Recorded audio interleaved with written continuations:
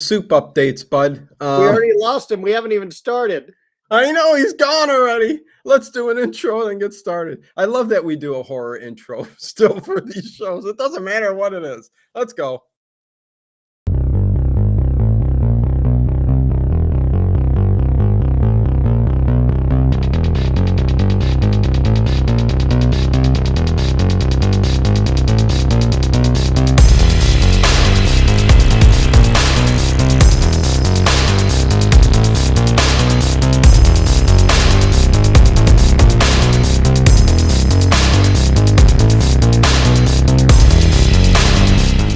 Is it just me? Or is it getting crazier out there? Hey, everybody. Welcome to the welcome to the Late Horror Show. I'm Dino, as always, and that's Dave Plouffe. He dislikes ambrosia. Eat ambrosia. But he likes olives, pickles, and air supply. So there you go. And that's not only ambrosia, the group, but the food. Yes, I got the just do name of the group. I don't even like the word. Ambrosia? Really? Yes. It's awful weird. Well, you know what the food is. Anyways, let's welcome. Hit that thumbs up button, please, you guys. Check out the links below. Dave's link to his channel is down there if you care to watch some gardening. It's blowing up, man. It's blowing up. Really good. Several hundred people a week watch my program. Yeah, I think it's gone viral, a couple of them. You've been on the news and all kinds of stuff. So check out the Paranormal Gardener with Dave Plouffe here and Bo, the cat, getting quite famous on his own right. More people like her than me. Well, Bo is, a nice gal. Anyways, hello, everybody. Hello, Edward Stewart, Andrea Black. Connie Clary, Black Roses was here. Ed Stathis is doing all kinds of cooking. He's chopping veggies, getting things ready. But he's here. Ezra Carter, what's going on? Getting ready to talk Columbo, the very first prescription murder from 1968. And I love the fact that it's 1968, same time as Rosemary's Baby. Must have been something with the film stock back in 1968, Dave. Because it's one of the first things I notice. Aren't we nuts? I mean, the things we notice in these things. Yeah, but that's for another channel. What do you mean? Soup to nuts. Oh, yeah. Okay. Well, anyways, yeah. Yes. I love the graininess. I love the film. I love the sets. There's a type of ambiance. There's a color palette yes. to this Columbo episode that you also see in other 1968 movies, especially Rosemary's Baby. It sounds weird, but it catches my eye and I see it. And we also get that feeling still. I know 68 and then the next Murder. What's the other one we watched? Murder by the Book. Murder by the Book, yes. Which I still hold higher than this one, just right off the bat. That's still my top. But this is, oh my God, this is good. Early Columbo, does it get any better? Jiminy Christmas. It can't get better. It's so good. It is so good. But what's funny is it's 71, Murder by the Book, right? I think it's 71. Yeah, that sounds about right. So 2-3 years later, it's funny in this episode from 1968, you get this early kind of, I don't know if they filmed it a year earlier or something, and it's like 60s, but you get that mid-60s, late 60s feel, whereas 71, it's starting to feel like the 70s. So it's only 3 years apart, but there's definitely a different feel to this. And we also get, Dave, a darker Columbo in this episode. You do, and a better haircut. A better haircut, a little bit more. He's smoother, like nice shave and all that going on. And we get to see Columbo angry and actually act, where you know that, oh man, this guy has Oscar nominations and Emmy nominations because of how good he is an actor. And later in Columbo, like Ashes to Ashes, it's, it's just like, really, this guy was famous. But early on, you can see like this guy was really passionate. And in his book, he even says that, like, he would work during the day at this job, and then at night he'd take acting classes. And one day his teacher was like, you need to be an actor. And that was like it for him. He like quit his job and went onto the theater, and it was great. Yeah, yeah. It's again a very serious movie, and like I said, a darker side of Columbo. You definitely get to see a different side of him, and then 71, you get a little bit more of that, kind of flinging it around and kind of comical side to him. But hello, Bubba. Hello, Sweet Indigo. What is going on? Good to see you guys. And William And Cromer gals. joined us. What's that? William Cromer joined us as well. Oh yeah, William Cromer. Can't forget you, bud. And Edward Stewart said those 3 years made a big difference when 70s hit. Yeah, it's amazing, right? 3 years, 4 years, what a difference can make in the way things look. But even film and cinematography, it just makes a big difference. I tell you, Dave, Tell me. very Columbo, and I really, really love this. I cannot tell you how much of a fan I am of the early Columbo.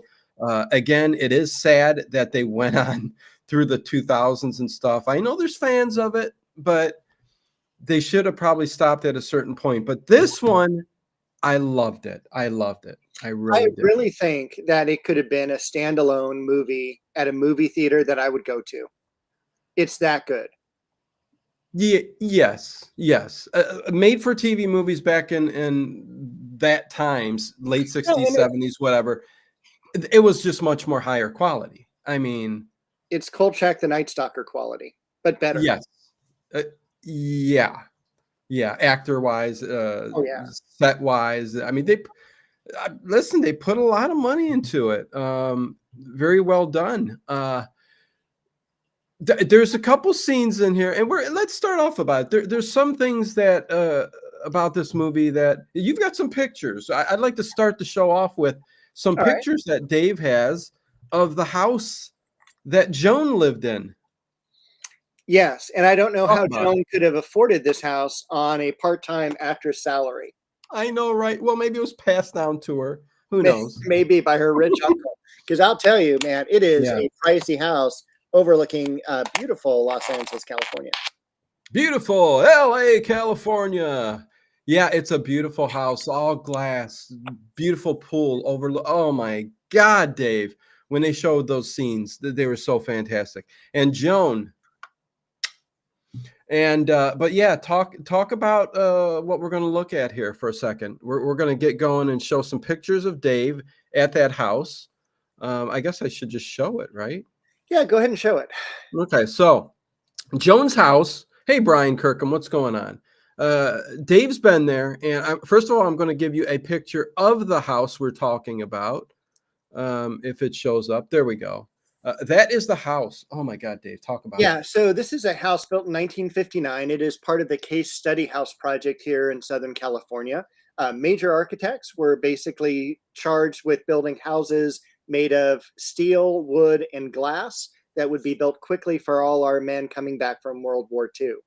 This is one of the last houses built for this project. The project basically failed. None of it went to fruition. But this is basically the entire house, what you're saying. This is the backyard.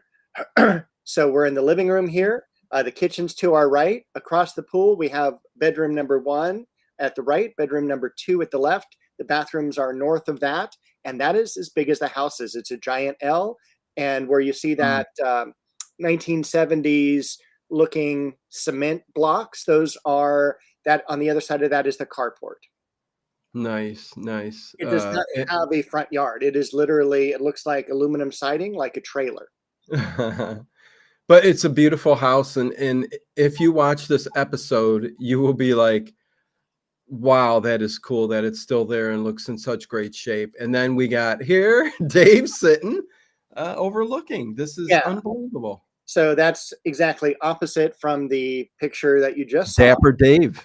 It is a 280-degree view of Los Angeles, and it is that's Los Angeles to the left of me, and you can see it's kind of a breezy day, and I mean that's how it is. Is it a breezy day? That palm tree seems to be blowing in the wind. It does. It does. Well, I don't think maybe it is a palm tree. Anyways, next picture. I love that you set this up like this. Go ahead, Dave. Yeah, so this is toward the very end of the film. This is the beautiful Catherine Justice, who refuses my phone calls and advances, um, standing at the very end of the film. And that is me at the right just a few years ago. This is about 2018, 19, somewhere right in there. And you can see the house is pretty much the exact same as it was then. Yeah, layout stayed pretty consistent. I love that phone there. Oh my God. Oh, it's so great. Thanks for sharing those, Dave. That is Yeah, awesome. Looking dapper. I always do. Always, yes, yes. um, oh wait, here, let's bring back the chat. Some people came in. Let's see who came in. Tony Horror Writer. Hello, good to see you. Somebody else was here. Oh, Starman, Fanned. I'll just say Starman. What's going on? It's been a long time since I seen you, Star Fan. But yeah, let's get started talking about this movie then. There's also, and I'll touch on it again, but I like to bring it up now too, since we're talking about houses and sets and stuff. Later on, when Columbo goes to interrogate Joan, who we'll talk about here in a little bit, he walks onto a kind of a movie set, and it's the set from Jerry Lewis's film Ladies Man. You'll notice all the columns and the steps in the background and all that. So yeah, that instantly, and it's funny because I just watched that with my daughter like a couple weeks ago. Oh, wow. We did a Jerry Lewis night. I said, "You've never seen Jerry Lewis?" She loves Abbott and Costello. She loves the Marx Brothers. She loves all the old stuff. I said, "Give Jerry Lewis a shot." We watched Ladies Man, which is a great one, and she loved it. And then I see this scene in here, and I'm like going, "Oh, how fun! This is fantastic." So yeah, let's talk about this. Main characters. Let's start. I like the opening too, Dave. The ink blot opening. I'm glad you do. Because you don't. I Have don't. you seen way too many ink blots? I guess so. This is, and it wasn't until later that I tied it into, hey, it's a Rorschach test, which they actually mentioned later in the episode. Yeah. And it's very 60s. It's borderline psychedelic. It's definitely us moving out of the psychedelic age. And I didn't like kind of the music was a little harsh during the intro. And Okay. so this is the only part that is like, I could do without. But Really? yeah. I thought it added a bit of professionalism or Hollywood to a Columbo movie. I thought it was very well done. I didn't think it was so psychedelic like you were saying. I thought it was done very artistically, the blending in and out of all of the ink blots and all of that. But that's where we differ in opinion. But I don't know how other ways I would have started this episode either. It does fit right into it, but it's just for me, I could do without it. No, I get you. Because it all revolves around a psychiatrist and Dr. Ray Fleming and his wife Carol Fleming, and his woman that he's having an affair with, Joan. Yeah, but we don't know about her yet. Let's get through the party. Yeah, start us off, Dave. All right, Yeah. so the ink blot's in, and it centers around this extremely handsome man, Dr. and his real name is Gene Barry. Did you say extremely? Extremely, L-Y. Yeah, I beg to differ. I don't know how handsome he is, but he is a very handsome man for the late 1960s. I mean, yeah, that's true. He's professional. He's got his little bow tie. It's a black tie affair at this extravagant apartment. There's art on the wall. There's a fake city scene out the doors, which that has always bothered me too, because it's like, it's such a beautiful apartment, but then it's like, oh yeah, it's fake. Why the fake scene of outside? Yeah, I didn't get that either. But beautiful apartment, but it's a set. So, anyways, go ahead. And they're playing a parlor game where Dr. Ray Fleming is the host, and sitting on the couch is our friend William Wyndon, who is going to be in a later Columbo episode and was also in one of the recent night galleries that I went and talked about. So yeah, go ahead. And he's going to be in with Roddy McDowell. Is that his last name? Yeah, Roddy McDowell, Planet of the Apes. Yeah, yeah. Yeah, And yeah. Fright Night is what all I usually associate him with. Mm. And he's also Dr. Seth on Murder, She Wrote. So Nice. he's basically in charge of this parlor game, and this floozy woman comes up to him and she goes, "Oh, you're just so smart." And it's not that he's smart, it's just that she's not so smart, but she's got a body that could be the wife looking off to the corner, very disturbed. Nina Falk is her name, and that is Mrs. Ray Fleming. And she's all, "Okay, everyone, let's bring in the cake." And they bring in this cake that I swear is going to set off the fire alarms if they had fire alarms. Yeah, there's a lot of fire going on in that cake. Oh Pretty my big God. one too. You know, they've got these sparklers, and you just see the smoke rising to the roof. And I'm like, you better have that window open. It's their 10th anniversary, so they must have got married when they were 40. Yeah, and I'm sure second Later in life. marriages. And actually, it's funny because they do have a conversation where it's like, you know, I was in college when I met you, type of thing.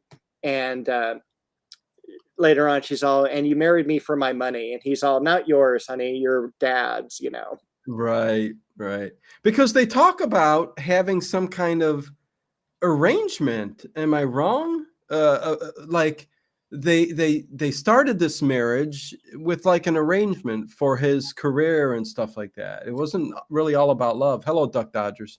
Yeah, and Black Roses is right. Beware of the floozy. Yes. So they get a phone call. He gets a phone call. Yeah. And it's allegedly a patient who's having a panic attack, and he makes an excuse to go and leave. And of course, it's very awkward anyway, where he doesn't tell everyone, "Hey, I'm leaving."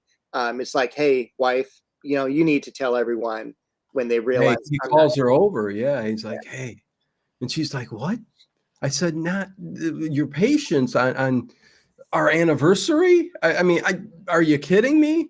But he's like, they're having an anxiety attack, which I thought was interesting. I mean, the way things were back then, you know, and you could call up a psychiatrist and they would make a visit right to your house from an anxiety attack. I'm like, wow, that just hit a little too close to home. But go on, Dave. Let's just keep going.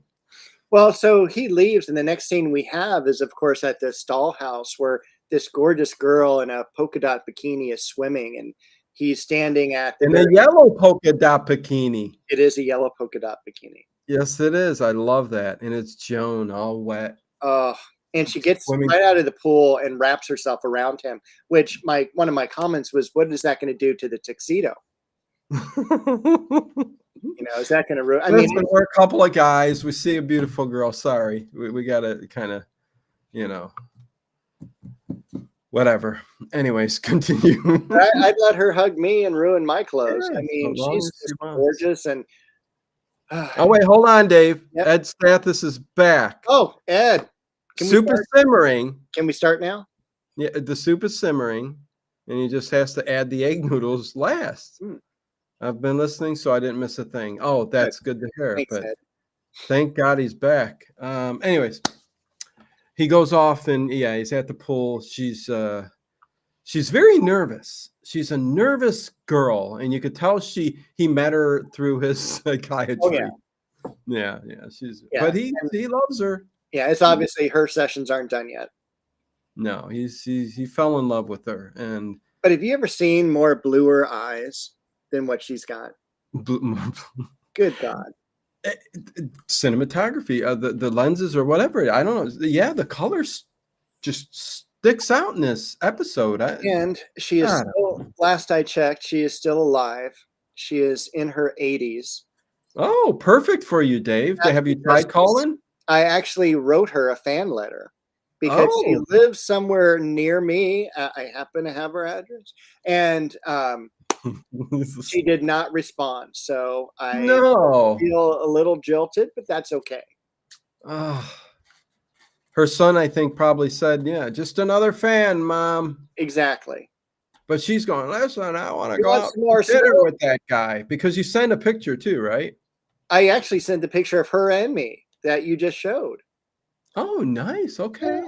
Okay, and I she's said, still look how giving you much we have in fun. common. Let's go get some soup. Yeah, no soup for you, Dave. No soup.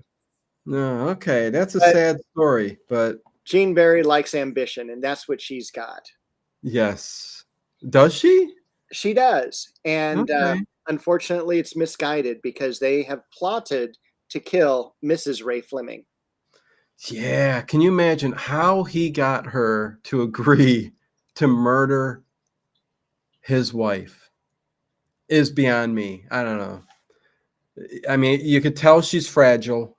I don't. She's she's got a little bit of something going on there with her anxiety and all this other stuff. But he convinced her. She loved him that much. I don't know Yeah. why. He didn't. I know Dave said he was a very handsome man, but I don't know. I don't get Successful, it. has a lot of money, Yeah, is actually paying attention, probably told her she was a good actress. yeah. He knew how to work her up. You He know. did. He did. He's a psychiatrist after all. Yeah, he's. Oh my God! And some very interesting things that he starts doing once the murder is committed. I'm just talking. He like actually gives a profile later. Anyways, we'll get to that. All right. So interesting. It was interesting.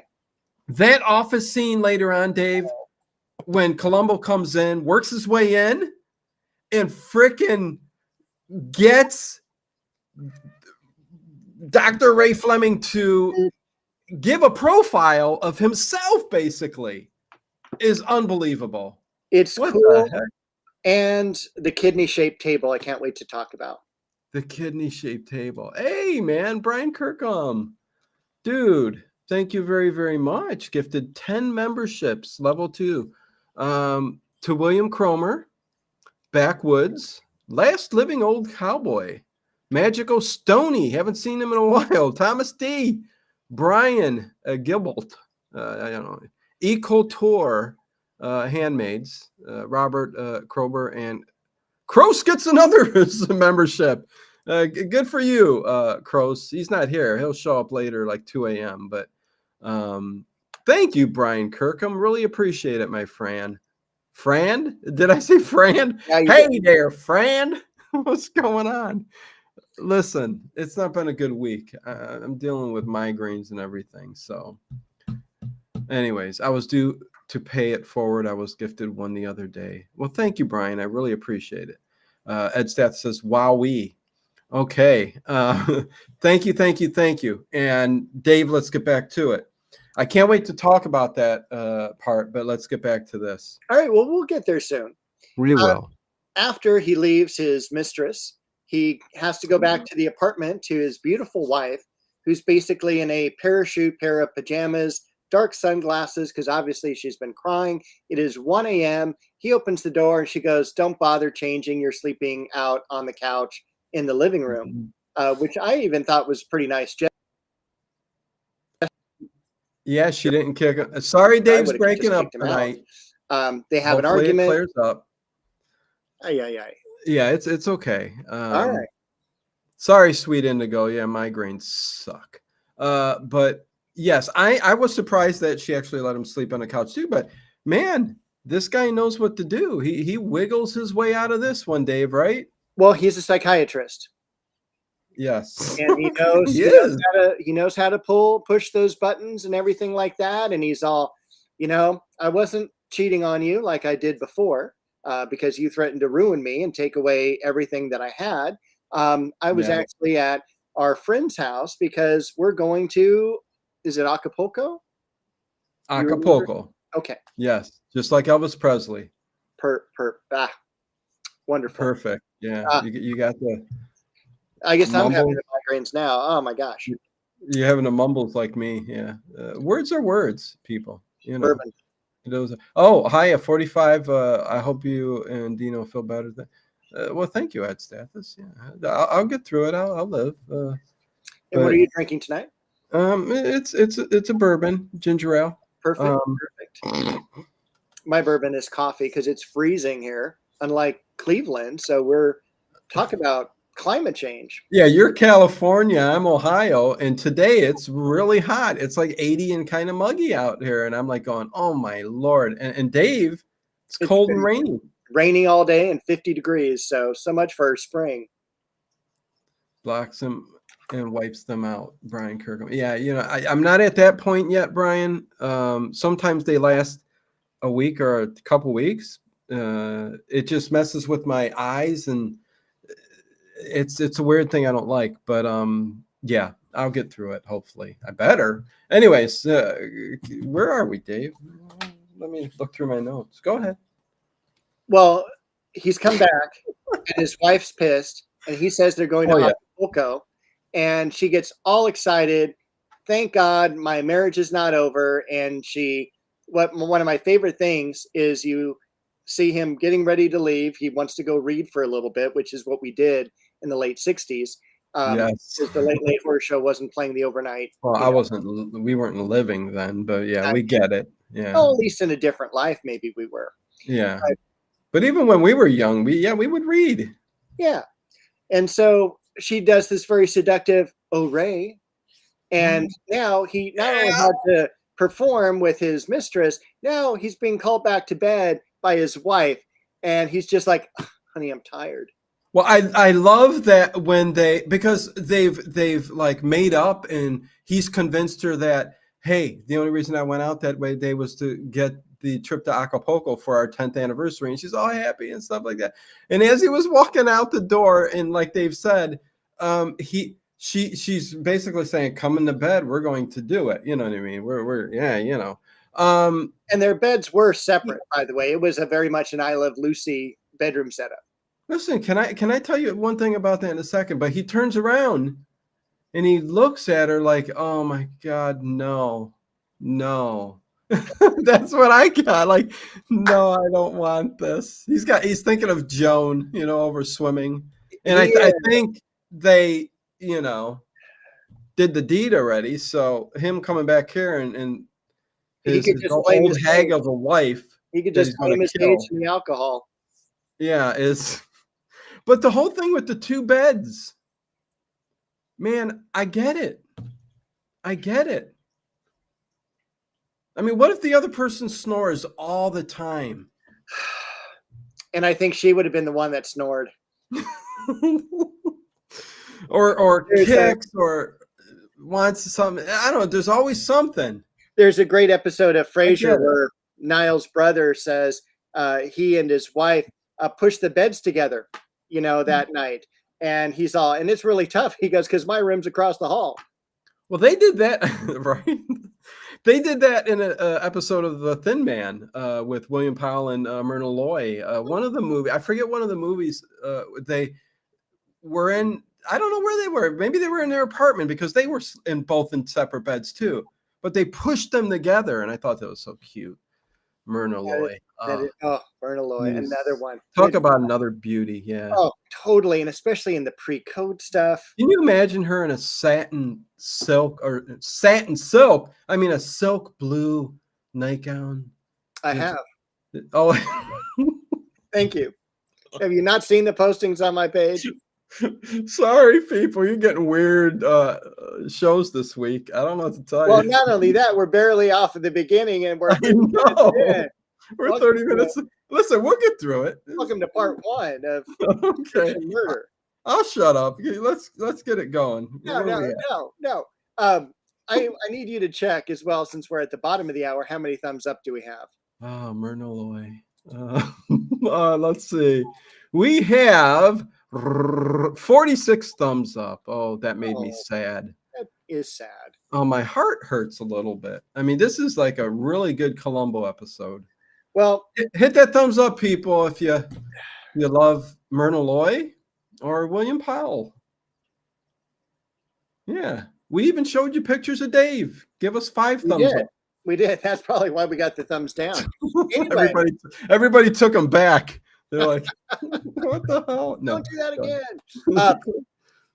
So that scene's over. We're now at the psychiatrist office, the perfect late 1960s office, and the secretary behind the desk, you know who that is. I think that's funny, Edward Stewart. Listen, it is. It's a Three Stooges move. Yeah, but that's my point. You're going to be woken up over and over again. It's like a nightmare from a Twilight Zone. Listen, I know you love her, but sometimes a different bedroom is good. Not just different beds, different bedroom. You could keep the light on and read a book. Meanwhile, your other half is in the other room going, it's not good. It's not good, man. Sometimes Okay. Anyway. just want the fan on. Yeah. Okay. So I love The Office, and it's funny. The secretary, Dave, what's going on? The secretary is Virginia Craig, an old actress. Old time radio actress. Yes. And she was in some CBS Radio Mystery Theaters. But yeah, I love the incorporation of a lot of these older actors and stuff in this, but in a lot of these shows. But yeah, you're back at the psychiatrist's office. What's going on there, Dave? It is a beautiful office. It is, and it's something, again, if I had millions of dollars, I would have a room dedicated in my mansion to a 1960s psychiatrist's office. And Brian Kirkham, no, I just visited a house where it was filmed. So... Oh yeah, for those coming in, let me show you the house. This is the house that was in this Columbo episode. I'll go through them real quick. That's where Joan lived. This is Dave looking really sharp. He's a sharp dressed man. He also, it took them about 20 minutes, Dave, to take this picture, because in every viewpoint, like either his gut was sticking out or his hair was messed up, or it just did not look good, Dave. So it took him about 20 minutes to look that good. And then I'm just joking, Dave. Don't leave. Okay, and here he is in the house. Same scene. And that took about 20 minutes to snap too. But okay, here we go. I'm sorry, Dave. My gut never sticks out, okay? Especially back then. So he does Thai Bo. Do we want to finish today? Yes, we do. All right. You gotta shut up. In comes the beautiful Joan Hudson. She heads right into the psychiatrist's office, and they embrace, and it's wonderful. And the office is perfect. It's got everything you need. What did I put here? I don't know. Oh.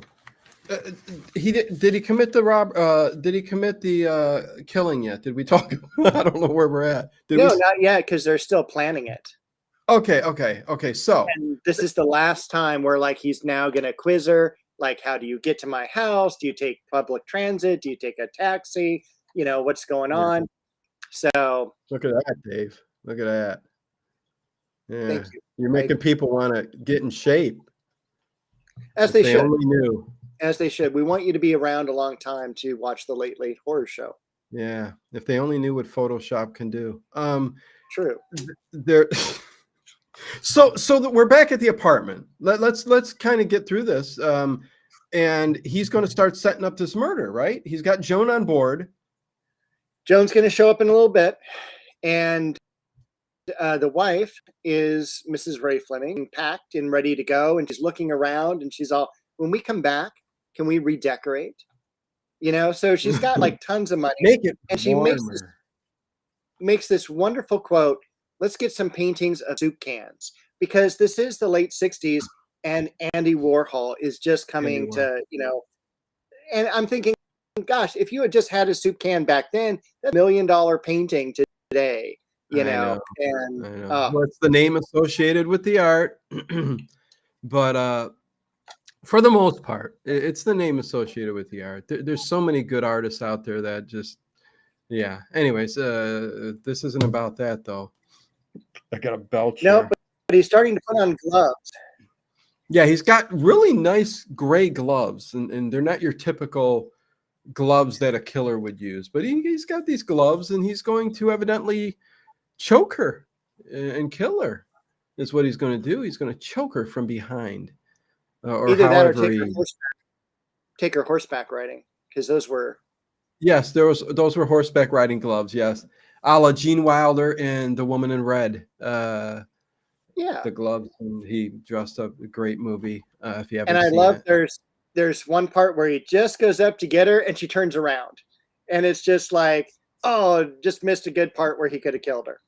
Well, yeah, he was hiding his hands a lot of time while she was, but the excitement on her. I mean, she knew he was cheating. She knew. Well, I just don't understand how it was. I guess the trip. She really wanted to go out of Acapulco, but she Oh, she had did. money. Oh yeah. So I guess it's just because it's coming from him. I don't know. I guess that's it. But yeah, basically sneaks up to her.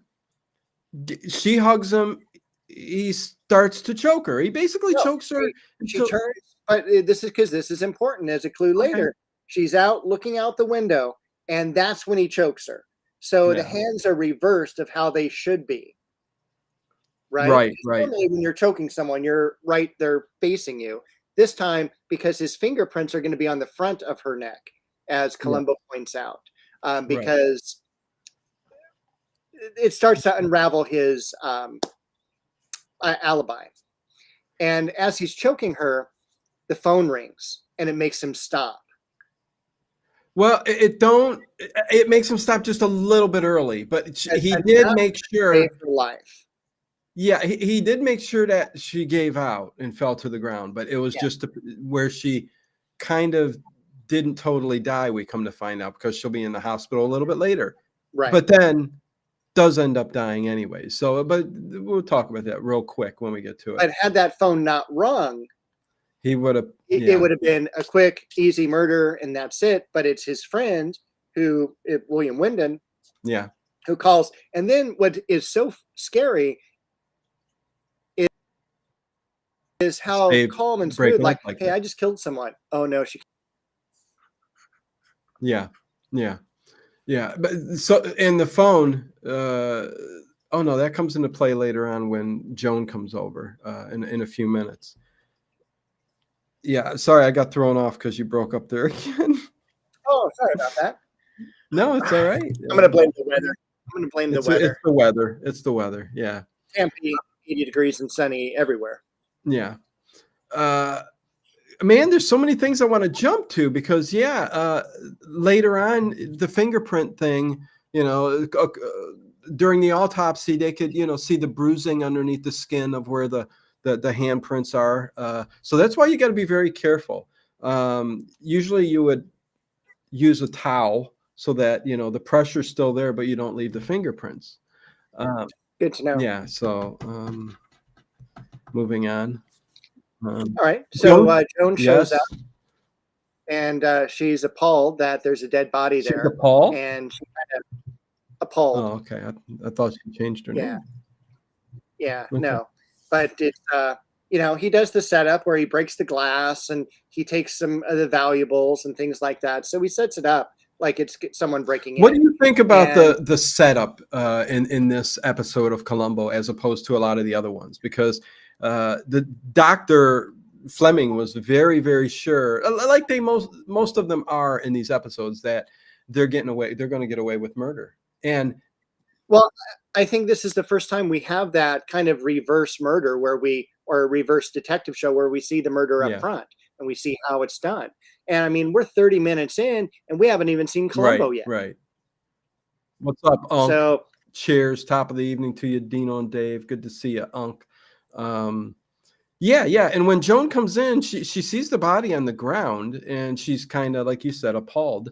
But she's got to get it together and she's got to get the wig on, the blue dress, the blue wool dress, which has got to be uncomfortable. And hot. Especially in LA. Well, they're going to Acapulco. Oh, that's true too. And she's taking that, I don't know, with brass buttons. And she's got the sunglasses, makeup on. So she makes herself up to look just like his wife, Carol. And which really, she just looked like a hot girl in his wife's clothes. Yes. Didn't look like Carol at all. No, she looked like a young, Joan. But I mean, she was, if you're not looking like he said, people will just assume that that's your wife, especially if you're looking away, you're moving around, I get the setup.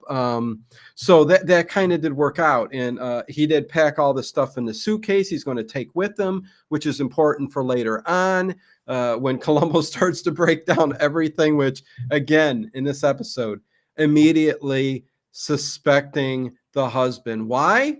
Because the percentages go with the crime. It's usually a loved one. It's if you're married, it's usually a husband. I mean, there's just statistics that go along with murders, and Columbo's just targeting and seeing if there's cracks in it. You don't see him going after anybody else at all. He's just driving straight forward to the doctor until something cracks. And right, but I love the point where he kind of tells Ray Fleming that I know it's you. Oh yeah. When he's in with that person who, we'll get to that. But Joan, so he makes sure he puts the clothes that need to go to the cleaner on the outside of the door. He also makes sure that Joan calls the who does he call? The cleaners. Yeah. And he makes sure to put like a silk handkerchief around it for no fingerprints. And I love the scene because I like how they set that up to where as he walked away, I'm like going, oh, he left a clue behind. He left the hanky around the telephone. That's going to give it away. So there it is, because I'm thinking ahead because we know Columbo. There's one thing that always gives the killer away. And in this one, there really isn't. The person who gives him away is himself, really. Well, I mean Joan, but himself, really. Otherwise, he wouldn't keep digging at Dr. Fleming so much, right? Am I wrong? Right. I mean, he pretty much knows it's him from the very beginning of when he comes home. But we're at the airport. Well, he does go back and shocks us, and he takes that handkerchief away because the camera goes. Well, and then comes. That's such a great scene because all you see is the hand. Yeah. Pulling it away, and it's just, as you know, it's like, ooh, he's good. He knows. He's got all the T's crossed and the I's dotted. Well, that was the director, producer going, this will be cool. We'll get them off. And then he comes and gets it. So no, this is that was very cool. That was very cool. Yeah. And then they're at the airport. Yes, Dave. They're at the airport. They get on the plane, and he's all, okay, we have to start a fight because you're going to have to leave and get off the plane. And she's all, what are we going to fight about? And he's all, well, you're an actress, improvise. Yeah. And so he just starts, basically calling her a drunk, her and her friends. Like, why don't you go run up a big bar bill, And she's all like, screw you, Ray. I don't even want to go to to Acapulco now. And she gets up and confronts the flight attendant and says, are the doors closed? And she's all, no, not yet. She goes, good, I'm leaving. Stewardess. Flight attendant. Didn't they say stewardess? They did, but today is 2020. Well, I'm talking 1968. In the 60s, they called them stewardesses. Okay. All right. Yes. And for the sake of Columbo, let's call them stewardesses. But. Well, we got rid of our woke audience last night. Okay, Dave was watching. I was. Yes, you were. Man, there were so many things that I was going to say about you, but I'm like, you know what? Dave's probably watching. Well, you mentioned me, and every time Dave and I went over this cold check, and I'm like, I know, but I don't know the answer. Yeah. I don't remember the answer. Listen, I was a bit shocked, Dave. I thought, they'd be right on it.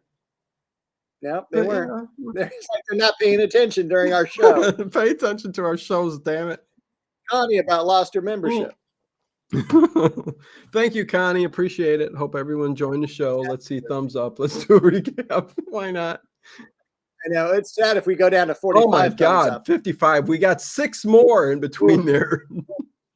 Yeah, it's going downhill quick, Dave. Okay, so all of that happens. She gets off the plane. She goes to the restroom. She undresses, puts the dress in the bag and all that. Walks back to the apartment, slips the blue dress into the bag of clothes that still hasn't been picked up by the cleaners. But we're going to find out that she forgot about the gloves. She didn't put the gloves in there. Doesn't give anything away, but that's just a slip up on her part. But yeah, there we are. It is. And I love the part where she's kind of like, She's dropped off the clothes. She looks at the door knowing that dead body's inside. Like, we shouldn't have done No, this. no. And then she just gets up and tries to run away, you know. Yeah, I think the love got to her that she had for him and made her do it, but she Yeah. didn't want it. And that's why how it ends that way. We'll talk about the ending as, you know, what we thought about that. Was it the best ending? We'll talk about that. But anyways, so yeah, are we back at the apartment? I think we are. We are back at the apartment, but it's during the day now, and we look over, and the glass has been replaced where the glass had been broken. Yes, Dr. Fleming comes home, puts his suitcases down. There is a mark on the body, and Tape. out from the bedroom, 33 minutes into the program, comes Peter Falk. Yeah, Peter Falk comes out and says, "What's going on?" He's a younger looking Peter Falk, and it's only 3 years earlier. Yeah. Well, I still haven't seen the second one. Murder by Book. The book is the third, right? Yes.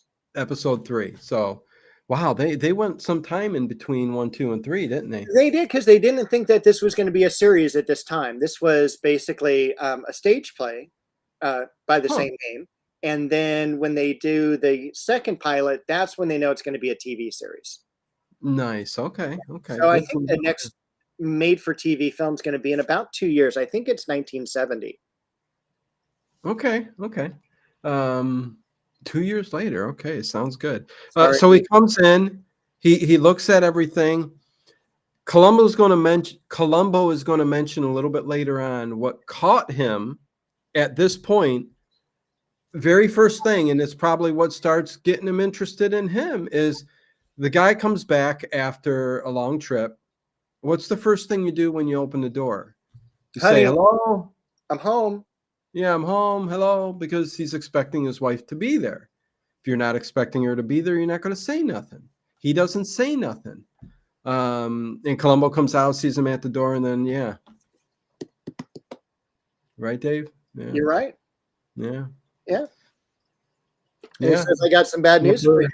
Yep. Because someone has tried to kill your wife. And he's all, "Oh, wait, tried to?" Yeah. He goes, "Yeah, luckily she's still alive." And he's all, "Oh, she's still alive. Wonderful. Where is she? I want to go see her."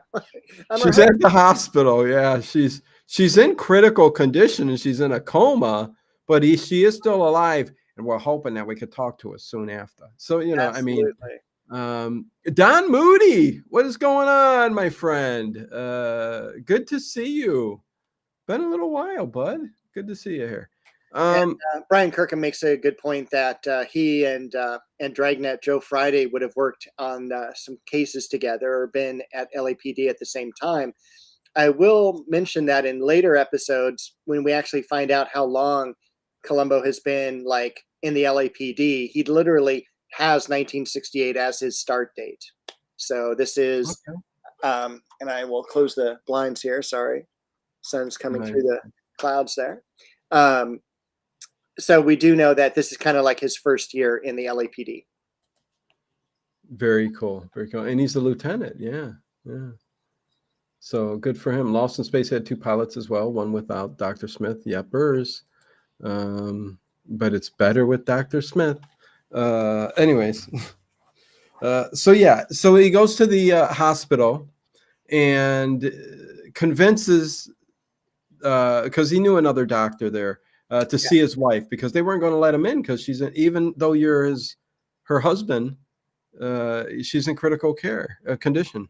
And so they're walking and pacing back and forth, and they say she's up and she's talking. Mm-hmm. That's what they say. Yeah. So no one can go in and talk to her, just the doctor. Yeah. But man, what happens next? The doctor comes out eventually, and Dr. Fleming says, "How is she? What'd she say?" He goes, the doctor says, "I'm sorry, but she's dead." Basically, she's passed away. Well, I love them when Gene Barry goes, "Did she say anything?" Yeah. Another little thing that could sway Columbo. You know what I mean? It's like, come on, you got to be a little careful. But yeah. And then But yeah, she was alive. She survived. She came out of a coma. Just to say his name, she said Fleming, or not Fleming, but what was this? Ray. Ray. She said, doctor. She said Ray, and then she croaked. Yeah. Yeah, sadly. I mean, and Columbo just goes, huh. He don't care. He just wants to find the killer now. He goes, okay, this is a murder case now. Yeah, it's a homicide, and it's interesting that she chose your last name or your name as the last thing she was going to say. Yeah. Well, I mean, I think that was a easy out because that's her husband. She supposedly loves him. Hello, MZ. Ahoy. Yeah. Matey, what do we do on this here show? Okay. Yeah. Think about it. Let me just say this, MZ. Think about it. Read the title. Listen to only about a minute of us talking, and then you should know what we're doing here right now. So that's all I'll say. And people keep an eye out. So and I'll say thank you in advance, Connie. Okay. Yeah.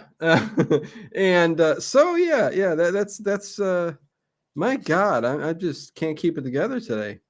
That's okay. A quick park scene where Ray Fleming is walking through the park and he sees this little art exhibit, and in it there's a mirror that is cracked, and he sees his image there, and right behind him comes Columbo. Again, just great directing, great scenes, great filming and camera angles, and then they go back to his. So yes, Columbo is just at him. It's annoying the heck out of Ray, and he can't take it no more. And yes, this is where they head back to his psychiatrist's office, and they kind of have this, man, it's a good 10, maybe 15 minutes, 10 minutes scene where there's a lot going on. And he's just basically back and forth with like, you just got to leave me alone. I know what you're doing. You're really pushing yourself, this and that. But go ahead, Dave. And then we'll talk about when he goes into the office. That's very interesting. Well, he's just trying to poke holes in every single bit of his alibi. And he's all like, hey, when you went to the airport, you were 9 pounds overweight. When you came back, you weren't. Where did these 9 pounds go? Yeah. And, Gene Barry's all like, hey, man, that's some good detective work. You must have spent a long time driving out to the airport. He goes, yeah, 45 minutes each way. You know, and it's just these little back and forth ribs that they give each other is really fantastic. But the real reason that Columbo is there is because when they were in his apartment earlier, somebody called directly for some help. And then it was Joan Hudson, his mistress. And Columbo knows that at 2:00, she's gonna come in for her appointment. Yeah, and they're gonna bump into each other. But this is the scene where they where he gets him to he says, hey, can I take you on as can you be my psychiatrist? Can I later? Does that come later? It comes later. Okay, so we have another office visit. Little too soon. That's the scene that just really, I thought that was really, really good. So he quickly shuffles him out. But the mistake that he made, it's not really a mistake. Anybody could have put something, a little bit heavier, 9 pounds in there and just not bring it back with them. He claimed it was pamphlets and stuff that he just left there. And books and pamphlets can be heavy, So I could see 9 pounds of maybe a good bit of transcripts or whatever he said he had, and now they're gone. So yeah, definitely. So Columbo goes out to the reception area. Joan Hudson comes in. He goes, oh, by the way, miss, what's your name? And she tells him. She goes into the office and talks to Dr. Fleming, and they go over everything like, hey, did you leave the dress? Did you leave the gloves? And she goes, gloves? Yeah. She made a boo-boo. I forgot the gloves. No. She was just so delicate and fragile, Dave. And he just I mean, he was good to her. He wasn't being like a jerk or nothing to her, but she did make a mistake. And I think, again, you will find out that is his downfall. Joan was his downfall in this episode. I Well, as mean, we hear, she's the weak link. she's the weak link. Yes, yes. Because he couldn't get in to get Ray. He couldn't get him. It was the perfect murder up until that mistake that Columbo kind of attached himself to Joan, and then everything went downhill from there. But Now, anyway. can I ask you, does your bar in your living room look anything like the bar in his living room?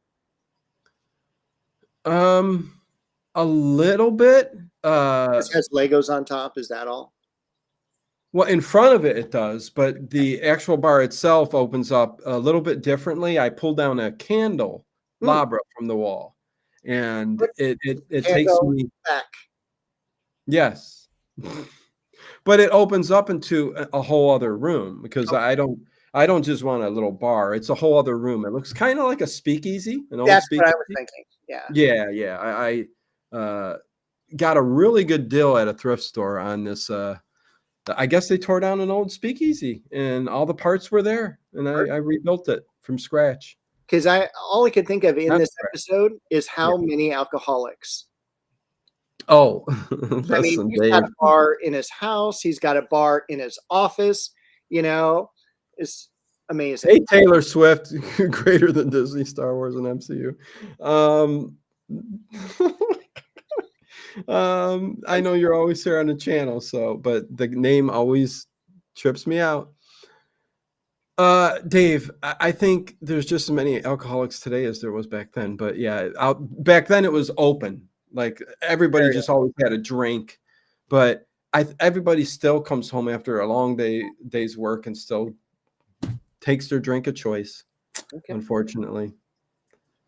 Be sure to check out the overnight streams. Thank you, Ed Stathis. I appreciate it.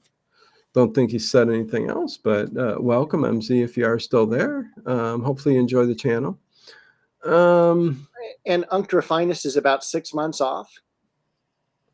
I have a taste for pumpkin croissant walnut bread. Yum! With a good amount of nice whipped butter on there and warmed up. Oh, God, you're making me hungry. There you go. Okay, so get me back on track, Dave. All right, so we got to go back to the apartment one more time. I will give this, show a lot of, credit for changing the scenes every 2 minutes. Yeah. But we're back at the apartment because Joan has to drop off the gloves in order for everything to work. And she gets there and she meets with Ray Fleming and they have a drink. And then Columbo shows up. And Columbo wasn't supposed to show up for a couple of hours. So Joan goes and hides in the bedroom. There's 2 cups there. How's Columbo show up, though? He's picking his lock. Picking the lock. He's breaking the law. Listen, he's the law lieutenant. I didn't think you would mind. Yeah, I didn't think you would mind, but he's picking his lock, and Ray goes over and opens the door and goes, "What's the deal? What are you doing?" But and then he's all, "What are you doing home, by the way? I just left you at your office." Yeah. And he goes, "I got to thinking, you were right. Yeah. So I went searching for the gloves, and there they are on the table." And he goes, and as Columbo would say, it's funny. We searched those bureaus inside and out. It's funny that they appeared like that. Mistake number what? I don't know, 3 or 4. Yeah, they're starting to add up. Yeah. So, and Joan runs in the closet and all that, and Columbo was going to go in there, but then ends up leaving because the cleaning service comes up and drops off the blue dress. They do, and Columbo's not going to tip them, so he has Ray come over. Ray gives him $1 or 2. Actually, I think he gives him like $5, and the guy's all, "Hey, thanks," So guy takes off and he's all, "Hey, there's the blue dress." And they're all, "Oh, sorry, Dave. I'm just saying later, Duck. Take care. Right, sorry. I'll be back later." Cool. Anyway, they got the dress, they got the gloves. You think it's all over. The phone rings and it's for Columbo. And Columbo's all, talks to the person on the phone. He's all, "Hey, Doc, I got to go. Guess what? We just found the murderer." And Columbo takes off, and Dr. Ray Fleming goes, "You found the murderer?" Yeah. And so the next scene, interrogation room. There's this kid, and he's like, saying, and It's a great scene. It is a great scene. We got Tommy. He's a little mentally unstable, probably already booked there at the police station for something, because I think Columbo set this all up Yeah, oh yeah. for Tommy, this criminal, to state all of the facts, which he says, yeah, I went in there, I strangled her, and he makes a mistake on which way, but he says, I stole some candelabras, some jewelry, everything that they posted in the newspaper, and Ray even says that, and he says, after he's gone, Columbo says, do you believe him? And he goes, nope, I don't believe he did it. And then he actually talks about, I think, you staged it all and everything, So, yeah, I thought it was a very good scene. It was. It showed him that, he was really, he was kind of like a sharp guy, Dr. Fleming. And Yeah. he's all, one thing is, I could have said yes, but you know what? I don't have any initials on my luggage. And the kid said that he had seen initials on my luggage. He goes, Right. everything as you had just mentioned, that he stated was already in the newspapers. So I've read the newspapers. And he goes, and then it occurred to me, you might be staging this.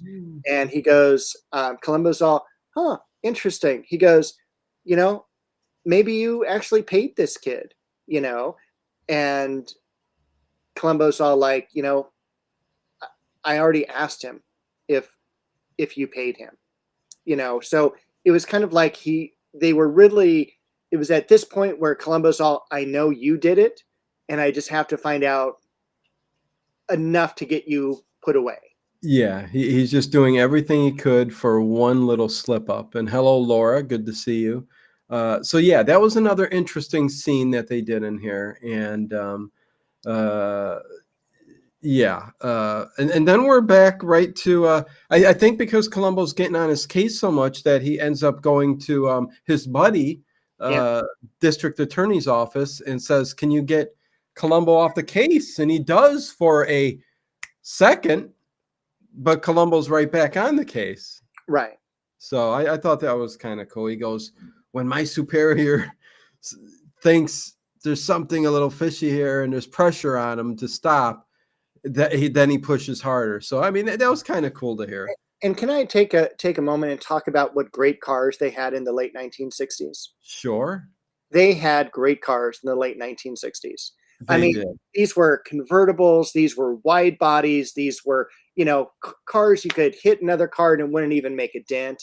Yeah. Big steering wheels, obviously no power steering, beautiful colors. I mean, just everything I would have loved to have had. Oh yeah, 100%. If you watch a Jerry Seinfeld show on Netflix called Comedians in Cars Drinking Coffee, he every episode is a different car from different eras and stuff like that, mostly the older cars, and he gives the history behind them as he's talking to another comedian. It's a really, really good show. But if you like cars, that's kind of a cool show to watch. You would like it, Dave. I can't wait. I'm still trying to watch the Larry David show. Curb Your Enthusiasm, yeah.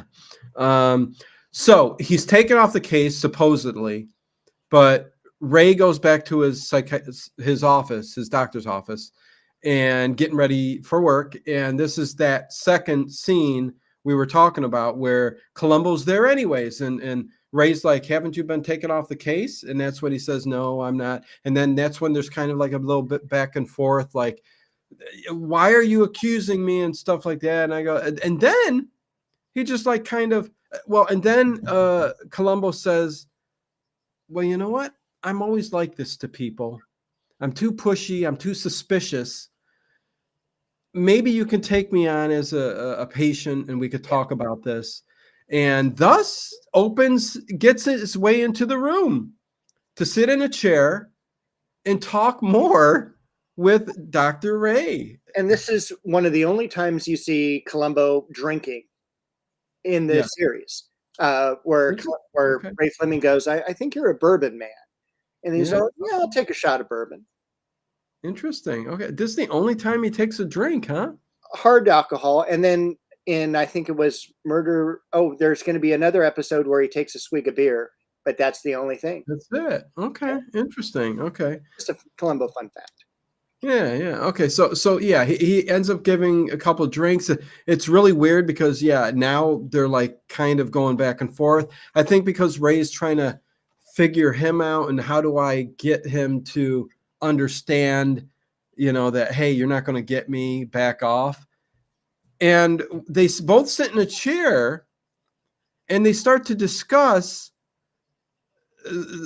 like, first of all, the weight in the suitcases and stuff like that, or unless that was before, I don't know. Anyways, Columbo somehow gets Ray to give a profile of the killer. I think Ray might have even offered it up. He's like, listen, I'll tell you what the killer is like and what he's thinking. Like, he's not some crazed, nutty person. He's really with it. He knows what he's doing. He's going through all of the like FBI profiling of a killer, and basically though of himself. He's given his characteristics and everything, and he tells Columbo, you're never going to find him. I mean, you're never going to get him. Right. Because he's too smart. Yeah, he's He's always smart. going to be one step ahead. He's an educated guy. He, his only option was murder. And he's, basically covered his tracks. Yeah. And Columbo comes back with this great saying going like, hey, we do this every single day for a living. He goes, that guy only does it once. He's going to make a mistake. Right. And that's what I was saying. I mean, they know that the odds are in their favor, no matter how perfect the murder is. Listen, don't get me started with real life murders, because you know how many actually get away with it out there. It's a sad thing. Oh my God, there's so many good shows out there. Anyways, so yeah, the next thing is they're going to. Am I missing anything? I think he goes to Joan next. He can't get to him, so he's going to go and try to get and figure out Joan and what's going on there. Yeah, so we get to go to a movie studio set. Yeah. And she is coming out with all these beautiful women dressed in togas and stuff like that. Yeah, beautiful. Must be a Greek, like, or ancient Roman movie or something. I don't know. And he's having an ice cream, sitting outside waiting for her. Yeah, there's Dave's favorite car right there, a Pinto. Great older car. Let's not go there. Okay. All right. How about a Chevy Chevette? Had one as a kid. It was kind of fun. Okay. Anyway, go. All right. Hey, Freddie Miranda, what's going on? So we go back into this Jerry Lewis room. Ladies' man. Set of the ladies' man. Set of the ladies' man. And he starts to, talk to her about, hey, we need you to be a witness against your psychiatrist. And we think he killed his wife. And he lays out everything though, and he starts to interrogate her. Oh yeah, he's basically saying, "Listen, we know you're part of it. You dressed up in a wig, you did this." He brings out a pair of sunglasses, and she kind of freaks out a little bit. Yeah, he's all, "Do you want to try him on?" She's all, "No, there's no reason for me to try him on." He goes, "There's no reason why you shouldn't either." Yeah. And that's when she pops up and she says, so much great I want my dialogue. lawyer. Yeah. It's a funny thing. He goes, we're interested in your psychiatrist, but you want your lawyer. Are you connected with it somehow? And instead of calling him Dr. Fleming, she calls him Ray. And it's like, there's this battle between words and phrases, and it intensifies to the point where she like gets up and leaves. And he's she stands up for herself and she goes, "You got nothing on me. You can't get me. There's nothing." And he goes, "Okay, you can go. You can go." And she does. And but he goes, "You can go, but I am going to hound you around the clock until you crack." He basically tells her that. And she goes back to her house, and that's exactly what happens. I mean, they're following her and all kinds of other stuff. Just getting to her. I love it when he says, "This is only the beginning." Yeah, that was a good line. Yeah, I'm going to get to him through you. Yep. And I found my crack, and you will crack. And he goes, "In a way, I feel sorry for you." Yep. And I thought that was so good. And this is like one of the only few times, probably 3 times throughout the series, we actually see Columbo lose it, and Yeah. he loses it against her. He goes, "The reason she's dead is because of you." Oh yeah. And just Very, like, yeah, very serious and dark, oh yeah, Columbo, man. I haven't seen him that way in anything that we've watched so far. And yeah, he's really, but he knows that this is it. This is how he can get to him. And she will crack. I mean, I think he knows that right away. So that's why he's like, put the pressure on her. We know she's going to crack. She's going to crack. And then she goes directly back to her house where Dave was, yeah. And right back to her house. she is being followed the entire time. She goes like, it literally, as soon as she pulls out of the movie studio, Dave she's was waiting for her. So just saying. My God. 66 thumbs up. Yay. That's better. Connie Clary. Thank you. So he's waiting for her, and what happens next is so interesting, but go ahead, Dave. well, she's there. She peeks out the window and she sees a guy lighting a cigarette in the dark car, basically in the street, which by the way would be impossible because the curtains face the outside pool. But we're made to believe that, yeah, they're sitting out front of their house and smoking and waiting and watching every move that she's making, which was kind of like a little erotic because she's like, you can see her shadow behind the drapes. So it's kind of one of those like almost burlesque type of shows. Oh, yeah. You like shadows, huh, Dave? Shadows are fine. Shadows are good, huh? Okay. Especially with Catherine Justice. Good God. Even her shadow looks good. Mm. Yeah. So she calls Ray Fleming and she's out there outside. And first of all, he's not been there all day. So we know not only did he 2-time his wife, he's 2-timing her as well. Yeah. And he's been out all day and she calls him, hey, I need your help. You're not going to get my help.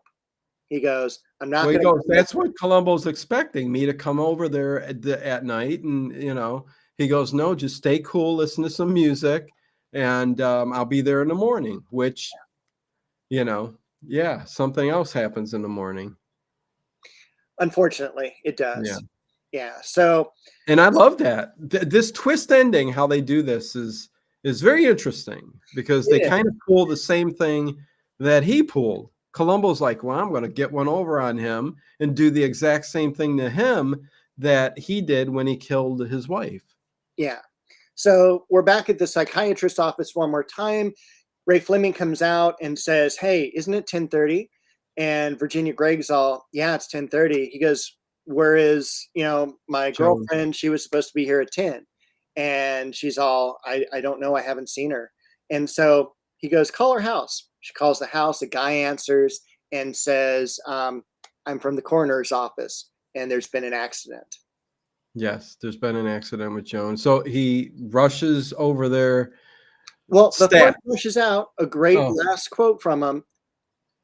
Hold my calls. Tell everyone I'm going to be late. And my comment was, he's going to be way late. Yeah, he's going to be way late. Okay. Yeah, no, I had a little bit of an issue with the ending, but let's talk about that now. So he rushes back. Yeah, even her shadows look good. He rushes back, or in the morning, he rushes there because to see Joan. And who's there is the police, Columbo, there's an ambulance, and Ray can only see across the pool a woman that looks like Joan. Right. She's coming out of the pool all wet. She's in the polka dot bikini. Me and you, though, we see the figure and we know that that's not really Joan. Not Joan. Yeah. Yeah. The curves were not in the right place. So we knew right away, but Ray was like frazzled and he's like, oh no. And so he pulled in she had a wig on, the whole 9 yards, and made it look like he took her away. Yeah. She's dead. The coroner puts her on a stretcher and covers her up, and she's dead. And goes in the main house. And even Columbo does a really good acting job in terms of being like upset. Like I pushed her too far. I told her I was going to get to you through her, and she did this to protect you. Sweet Indigo says, vodka time. I'll be right back. Okay. I hope you're on the East Coast, Sweet Indigo. Yeah. So thus we get the very ending, the climax of the movie, where Columbo is sitting there and he's telling him, well, you did get away with it, but you lost the person you love. You lost the person who means the most to you. How are you going to, you might as well just like tell us, give up, tell us you killed them or killed your wife. Dave, I can't speak right tonight, man. What is going on? What's the perfect way? And Dave's frozen. Oh boy, Dave froze. The perfect frozen moment by Dave. So he's interrogating and he's telling. Dave will be back in a second. That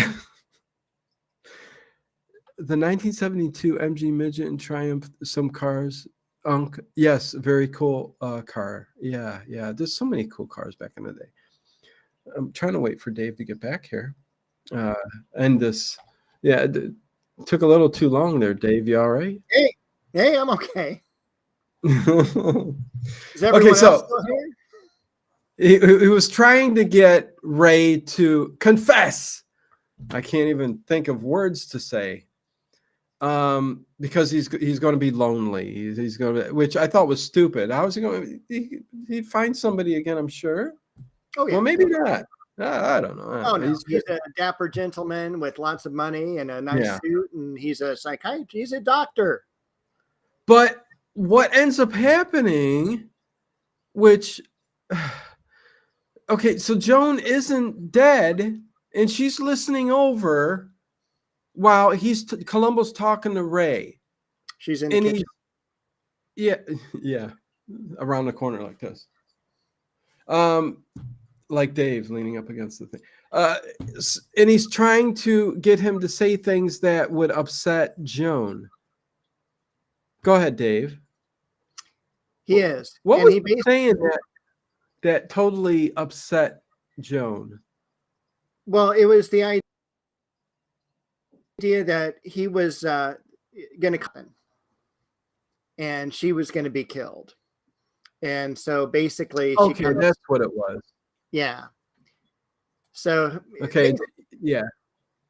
Oh God, sorry, Dave. It's just a bad week. The delay and the breaking up is just bad this week because of the weather out there in California. Okay.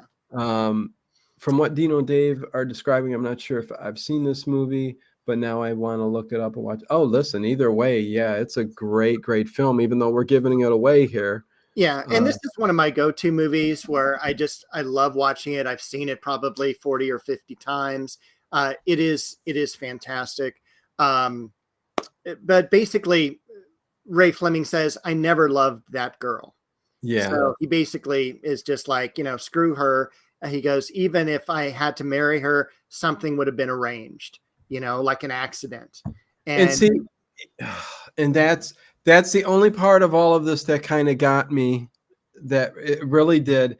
Not that enough to make me go, oh my God, it blew the whole thing. But why would he start saying these things, Dave? True. Well, this is what Columbo does. He goes, look, you're free and clear. I don't have anything on you, which he really doesn't. And it comes down to Joan being the witness going, yeah, you did it. Yeah. But he could have said and kept his story even through death. Like, listen, I loved her. I'm sure I'll either, if I don't find love, then she'll be the love of my life. Whatever he needed to say to just get the hell out of there and be done with it. It's over with. Yeah. But he starts to come up with these elaborate things that, even though he thinks Joan is dead, it still could implicate him in other things. You know what I mean? So I just didn't get that part of it. I understood though. And for the movie's sake, it worked because Joan comes out. she's alive. He looks back, he sees her, and he looks across the pool too, and he sees the police officer and the woman that was dressing up like Joan looking at him, just staring. Totally looks different, kind of almost a hideous looking woman, and then he goes to Joan, and Joan just kind of does the turn, like, don't even look at me type of thing. And one of the best things that Columbo does is smoking his cigar, and he shoots the smoke out of his nostrils. Just perfect timing with the music going like, I've got you. Yeah. And she goes to give a confession right there in the room. And he goes, you want to sign a statement? And she kind of nods, and they walk across the room. And Ray kind of turns, gets ready to light up a cigarette, and that's the end of the movie. And it's just like, so good. Yeah, good, but no, definitely very, very good. It's just, I did hate the way he gave up too much information there at the end. I don't understand it, but it is what it is. CM, hello, and thank you, Ed. I will be looking out for that painting tomorrow. Thank you. It's an awesome painting. I will be showing it here, of course, when I get it. You better believe it.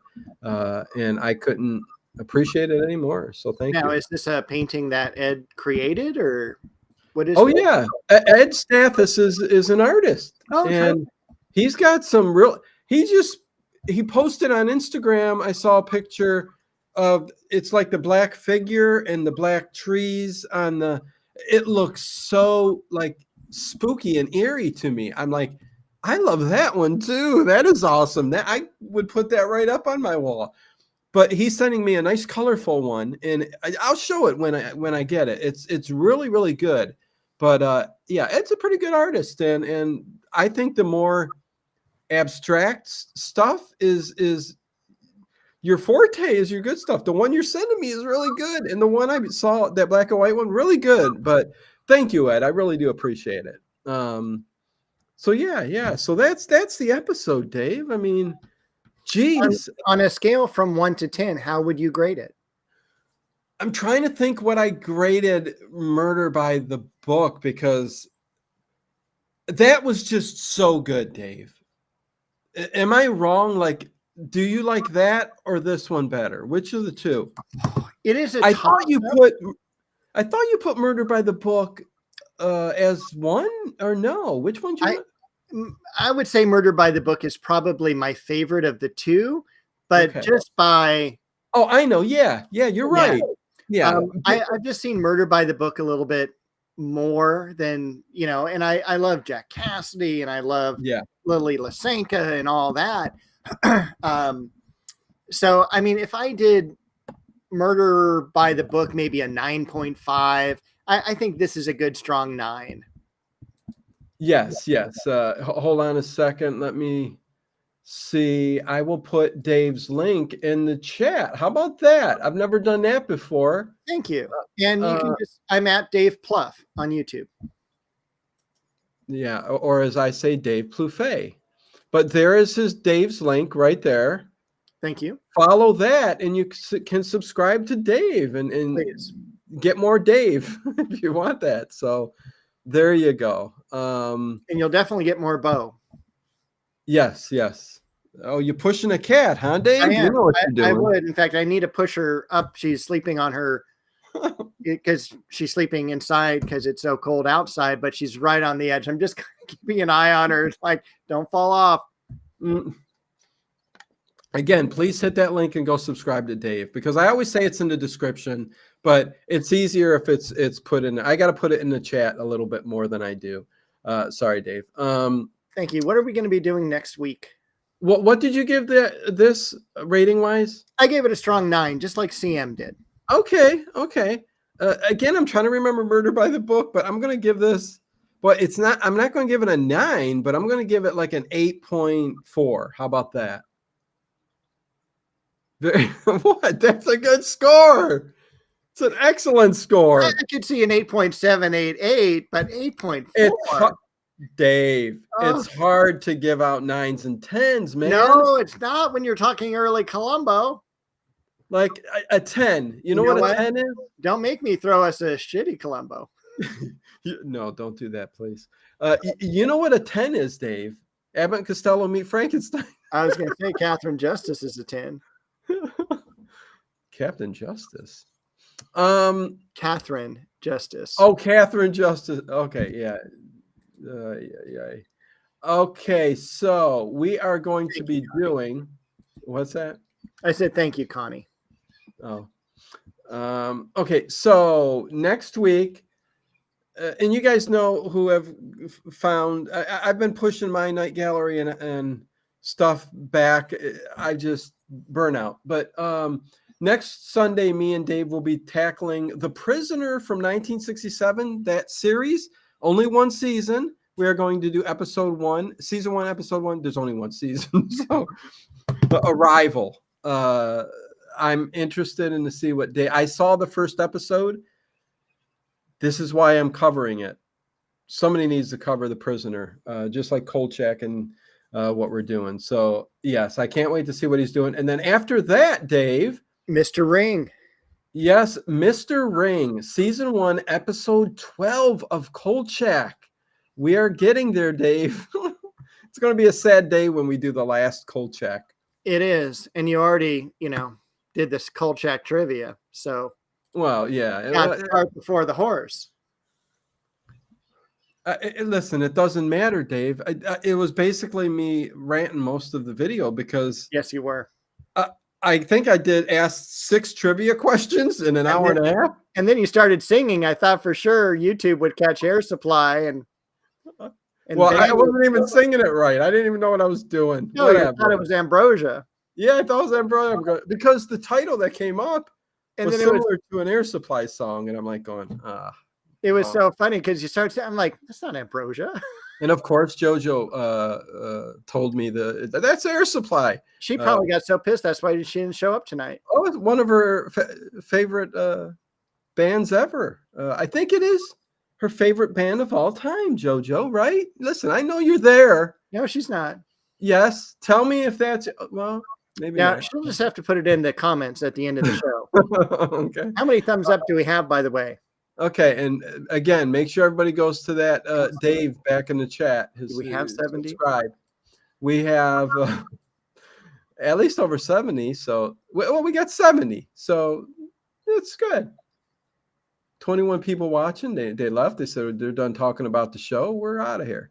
Got a detective stream overnight. No shocker. So there you go. You guys, outstanding job as usual. Yeah, listen, Ed. Thanks for listening to us and putting us through the. I was going to say putting us through the ringer, but no, that's not the. Weird. Yeah, that is weird. I don't know what I'm talking about. I don't even feel like I've been put through the ringer. I know. It was fun talking about Columbo. And is there actually a ringing? When you're put through the ringer, yeah. I think you can imagine them doing that on a Seinfeld. Yeah, is I think there's a ringing sound. Well, that's the kind of conversation we're having. So yeah, I mean, if you're put through the ringer, there's some kind of tinnitus involved, I'm sure. Yeah. Anyways, okay, that's enough. Let's get done with this. Thank God.